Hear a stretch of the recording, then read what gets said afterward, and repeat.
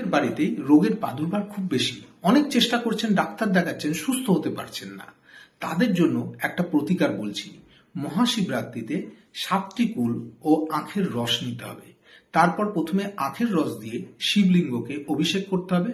পরিশেষে 7টি কুল এবং আখের রস দিয়ে আরেকবার শিবলিঙ্গকে অভিষেক করে নিজের নাম গোত্র বলতে হবে এবং সঙ্গে বলতে হবে এই মন্ত্রটা, যেটা স্ক্রিনে দেখাচ্ছে, যাচ্ছে কুন্দেশ্বরায় মহাদেবায় নম, ওং নম শিবায়। কতবার বলবেন? 16 থেকে 21 বার, কারো কারো ক্ষেত্রে 108 বার। যদি এই মন্ত্রটা করতে পারেন, আশা করা যায় আপনাদের ঘর থেকে রোগ চিরতরে বিদায় নেবে, আপনাদের বাড়িতে সুখ সমৃদ্ধি শান্তি বিরাজ করবে। আর যাদের বাড়িতে রোগ নেই তারাও করতে পারেন, জীবনে কোনোদিন রোগ তাদের বাড়িতে বাসা বাঁধতে পারবে না। কেমন লাগলো অবশ্যই আমাকে কমেন্ট